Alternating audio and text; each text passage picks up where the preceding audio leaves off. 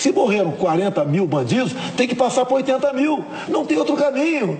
Não dá para combater a violência com política de paz e amor. Isso é impossível. Nós, Paluso, você não é diferente de mim, nós só temos uma vida.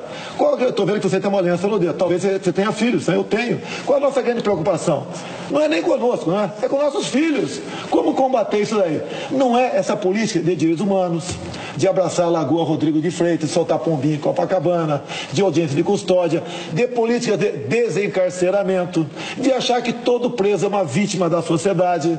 Ele é responsável. Não é que ele tem que pagar seu crime. O objetivo da cadeia é tirar o marginal da sociedade, que não continue estuprando, sequestrando, roubando, praticando latrocínio.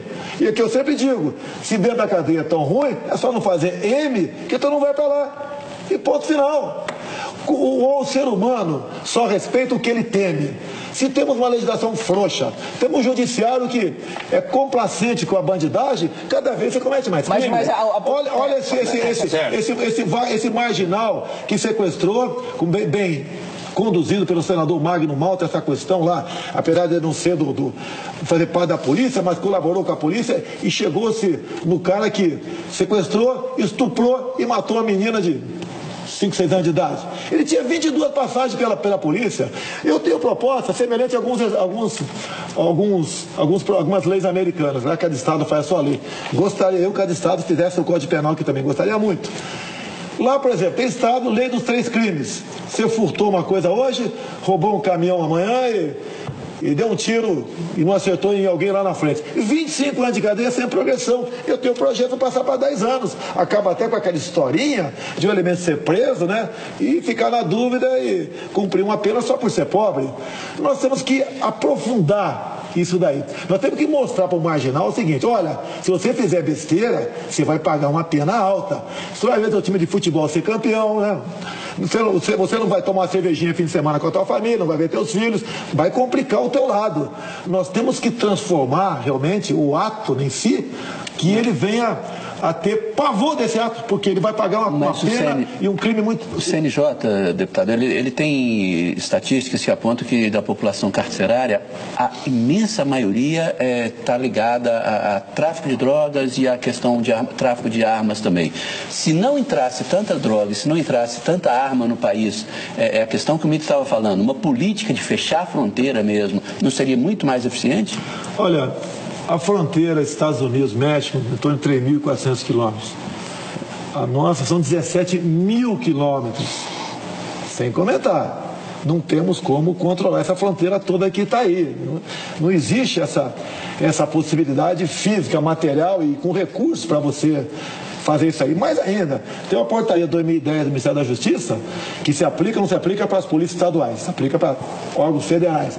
Proibido tiro de advertência, proibido você atirar assim, uma viatura, furar uma barreira policial, proibido atirar neles, proibido você enquadrar um marginal, apontar uma para ele. Ou seja, fica difícil você fazer segurança com tanta gente defendendo tantos marginais em nosso Brasil. Agora, deputado, é o seguinte, é claro que esse discurso de que o marginal tem que ser preso, isso é uma coisa que agrada muita gente e parece óbvia, né? Mas, se a gente pegar concretamente, do ponto de vista da eficácia de políticas públicas, o encarceramento aumentou muito no Brasil, se não me engano, quadruplicou, e a violência não diminuiu. O senhor acha que é eficaz essa política? Eu não estou falando do ponto de vista do pai que tem o seu filho que sofreu, o senhor me perguntar se você for assaltado agora, você não reage? Óbvio que eu reajo. Eu estou falando da eficácia de uma política pública.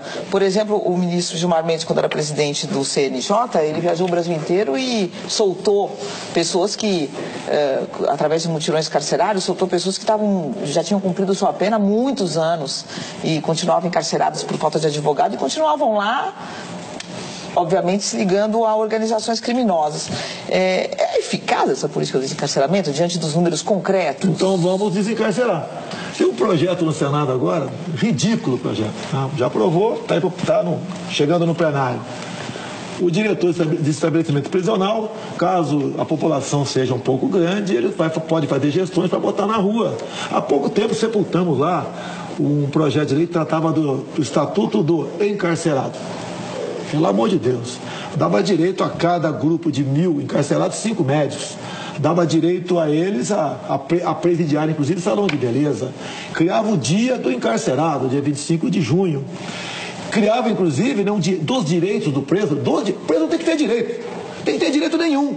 Ele não é cidadão mais. Não é ressocializar? Porque não, o objetivo da cadeia não é ressocializar, não. É tirar o canalha da sociedade. Tá? Então, dava direito à cela individual. Cela individual, ou seja, o pessoal de colarinho branco não ia mais para a cadeia, porque estaria a cadeia cheia com outro tipo de criminosos. Tá? Então, esse tipo de política que foi adotada até hoje tem que desfazer tudo isso aí. Lógico, depende do parlamento brasileiro, depende. Tá? No que depender de mim, se eu chegar lá, nós vamos desfazer tudo que foi feito pelo PT e pelo PSDB nessa questão também.